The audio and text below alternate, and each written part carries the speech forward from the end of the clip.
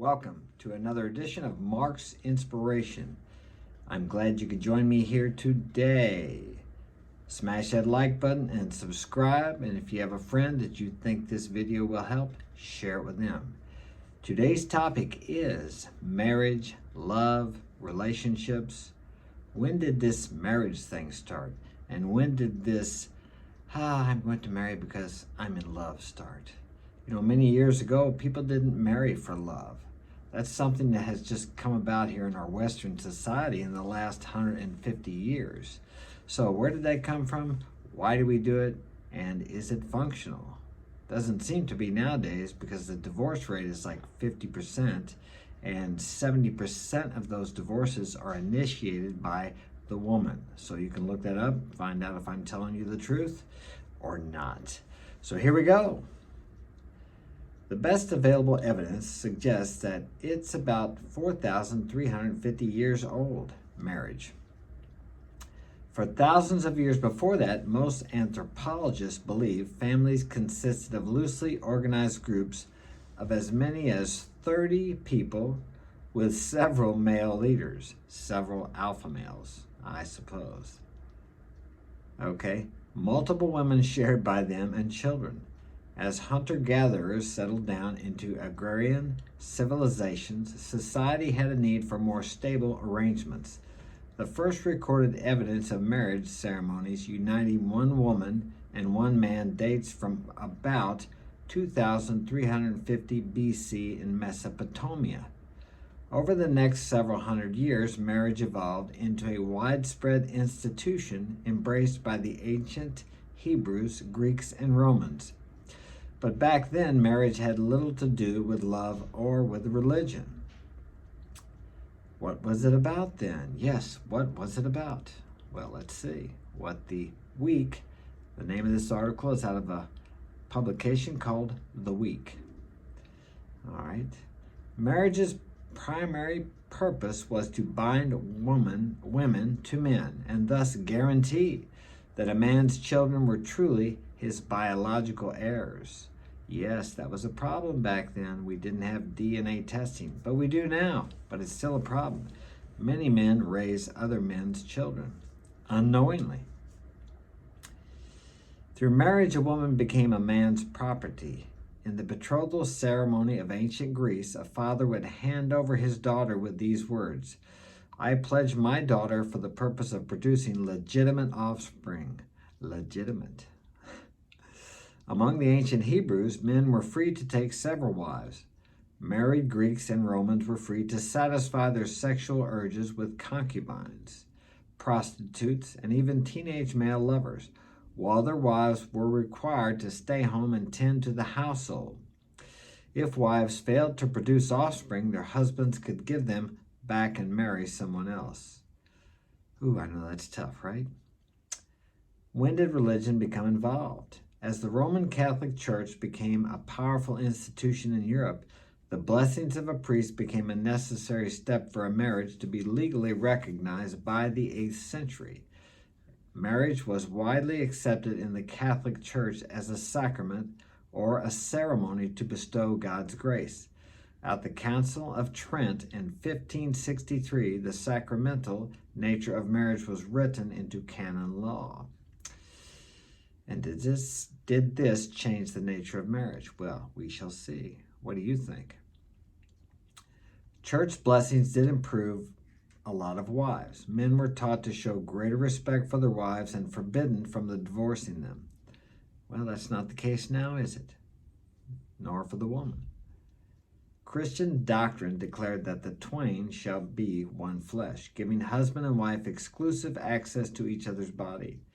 This put new pressure on men to remain sexually faithful, but the church still held that men were the head of the families, with their wives deferring to their wishes. Interesting. When did love enter the picture? Yes, when did love enter the picture? Let's see. Later than you might think. For much of human history, couples were brought together for practical reasons. And I think that's a big problem today. We don't marry for practical reasons. And in the U.S., it's almost impractical to marry because of divorce laws. For the man, for the woman, Okay. Okay, they didn't marry for practical reasons, not because they fell in love. In time, of course, many marriage partners came to feel deep mutual love and devotion. See, this thinking that, oh, I'm so in love and all that, it leads you into a bad situation.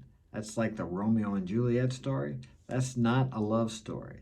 That is a warning to be careful of the infatuation, the addiction, that overpowering emotion that makes men do crazy things, and women too. But the idea of romantic love as a motivating force for marriage only goes as far back as the Middle Ages. That's just a few thousand years. Or no, a few hundred years, maybe 1,000. Okay? For hundreds of thousands of years, women and men have gotten together for practical reasons. Only of late has it become for love. Naturally, many scholars believe the concept was invented by the French. Its motto was the knight who felt intense love for someone else's wife.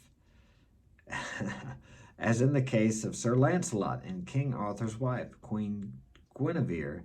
12th century advice literature told men to woo the object of their desire by praising her eyes, hair, and lips. In the 13th century, Richard de, I'll try to pronounce it, Fourneville, physician of the King of France, wrote advice on love in which he suggested that a woman cast her love flirtatious glances anything but a frank and open entreaty. Did love change marriage? It sure did. Marilyn Yalom, a Stanford historian and author of A History of the Wife, credits the concept of romantic love with giving women greater leverage in what had been a largely pragmatic transaction. Wives no longer existed solely to serve men. The romantic prince, in fact, sought to serve the woman he loved. That never works out. Only in the fairy tales. Still, the notion that the husband owned the wife continued to hold sway for centuries. When colonists first came to America at a time when polygamy was still accepted in most parts of the world, the husband's dominance was officially recognized under a legal doctrine called coverture, under which the new bride's identity was absorbed into his. The bride gave up her name to symbolize the surrendering of her identity, and the husband suddenly became more important as the official public representative of two people, not one. The rules were so strict that any American woman who married a foreigner immediately lost her citizenship. Well, I didn't know that. How did this tradition change? Women won the right to vote. When that happened in 1920, the institution of marriage began a dramatic transformation, or downfall, I would say. Suddenly, each union consisted of two full citizens, although tradition dictated that the husband still ruled the home. By the late 60s, yes, I remember this, state laws forbidding interracial marriage had been thrown out. That's okay. I married a Spanish girl, so I have no problem with that. And the last states had dropped laws against the use of birth control. By the 1970s, the law finally recognized the concept of marital rape, which up to that point was inconceivable, as the husband owned his wife's sexuality. The idea that marriage is a private relationship for the fulfillment of two individuals is really very new, said historian Stephanie Coontz, author of The Way We Never Were, American Families in the Nostalgia Trap. Within the past 40 years, marriage has changed more than in the last 5,000. Yes, and I would have to say to its own detriment. Men who married men. Gay marriage is rare in history, but not unknown. The Roman Emperor Nero, who ruled from AD 54 to 68, twice married men in formal wedding ceremonies and forced the imperial court to treat them as his wives. In 2nd and 3rd century Rome, homosexual weddings became common enough that it worried the social commentator Juvenal, says Marilyn Yalom in A History of the Wife. Luca, man of family and fortune being wed to a man. Juvenal wrote, such things before were very much older. will be done in public. He mocks such unions, saying that male brides would never be able to hold their husbands by having a baby. The Romans outlawed formal homosexual unions in the year 342. But Yale history professor John Boswell says he found scattered evidence of homosexual unions after that time, including some that were recognized by Catholic and Greek Orthodox churches. In one 13th century Greek Orthodox ceremony, the order for solemnization of the same-sex union, the celebrant asked God to grant the participants grace to love one another and to abide unhated and not a cause of scandal all the days of their lives, with the help of the Holy Mother of God and all the saints. Well, that's really interesting. So really, the idea of marriage for love did not start here in the U.S. till probably about 100 or 150 years ago. People married for practical reasons, because a woman needed a man. And today, women nowadays say they don't need a man. Okay, if they don't need a man, they don't need a man per se, one man. But any girl, at least in my area, if she gets pregnant and she doesn't have a husband, the first thing she does is she goes to the welfare office and applies for benefits. Okay, the government becomes her man, the father of her children, the provider for her and her children. So, she may not need a man, but she needs men, or she needs the government or the institution of the government to protect and provide and care for her. So she's just trading the idea of having a man, one man, for an institution. Really is what she's doing, because she cannot provide for herself. She can't do it. The other day I was watching a thing on Facebook. Somebody posted where this woman, I tried to get it, but I lost it somehow, was complaining to the Congress about how she couldn't make it on her own. Okay, she had 2 kids, she had a bachelor's degree, the coveted education that the women think is going to make them okay. Women think that men are going to be attracted to them because they have education, because of their accomplishments. It doesn't work that way, women. Men are attracted to women because of their looks, their personality, their attitude, their ability to follow a man. You don't have to like it, but that's the way it is. Unless you're a weak man or some man that doesn't want to lead. But throughout history, men have been leaders, okay? And if you're not a leader, you're a follower. And a woman does not want a man who follows her. Women do not want that responsibility, contrary to what they say. A few. There are exceptions to all rules. And of course, there are some men who want to follow women. There's exceptions, but the majority. Now, this has been going on since we've been humans on this planet. 200,000 years, I believe they think we've been around here as male and female, as humanoids. Okay, so 60 years of women's liberation is not going to change that. That's just the way we are programmed. We are wired this way. Maybe in a few thousand years, maybe different. But you're not going to force women into men's roles, nor men into women's roles. As I said, there are always going to be exceptions, but we are basically programmed and designed to be the way we are. Of course, we need to grow and change. I think we're perfect the way we are. We can become better, or let's say we can become more. All of us can look within ourselves. Do not look at society as this woman was doing. She was complaining. So what is she saying? That as if the government would just make new rules, her life would be okay. How ludicrous is that? That's like me saying, if you would change and do what I wanted you to do, I would be happy. My life would be great. You're not going to do that. You don't have to change for me. I have to change myself. I have to change myself. I have to accept things. I have to accept the way women are, just like women have to accept the way I am.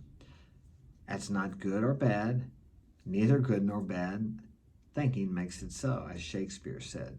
Nothing is neither good nor bad, but thinking makes it so. I know that's a hard pill to swallow when thousands of people are killed in some natural disaster or by a war. But it's our perception, it's our belief. We put so much emphasis on life. Life. Like we think that this life in this body is all there is. I'm not sure what your beliefs are, but I don't believe this is all there is. I'm not saying I believe in a heaven or things like that, but I believe we go on. Our body is just a garment. This is a personality I've chosen. I have been many different personalities through life, and so have you if you think about it. At one time, you were a child, and then a teenager, and then an adult. Now, maybe you're an older man, and you've played certain roles, maybe a teacher, a lawyer, a doctor, a construction worker, whatever you chose. But back to the subject, the topic of marriage and love for our relationships from love. Love fades, that infatuation fades, and that's where the real love begins. I did marry once for practical reasons and actually lasted 12 years. And then I kind of fell in love with her and, things didn't work out too good. She decided she wanted to go out and find a real man. I was just a provider. I wasn't actually a beta male, but I probably exhibited too many beta qualities and I allowed her to make too many decisions. She even told me at times, tell me what to do. And I thought, well, because I allowed societal programming to influence me, I said, well, you need to make your own decisions. No, sometimes a woman, most of the time, she wants you to make decisions. She may complain about it. She wants you to be the strong leader because if you're not, she doesn't feel safe with you. She doesn't feel safe. Oh, you say, well, we have the police, we have all the government, we have the soldiers to protect us. No, when all that fails and the time comes when it does, she expects you to stand between her and the criminal, the assaultant, or whoever is trying to attack her. And you should do that as a man. You are the provider and the protector of your family. And as long as you hold that role and stand in that position and be that man, you don't have to worry about her cheating on you or being with another man. Be the man you were born to be. I hope this has been of help to you. Share it with a friend, smash that like button, and subscribe. And if you would like to get my help personally, marksinspirationalguidance@gmail.com. Be a man. Have a great day.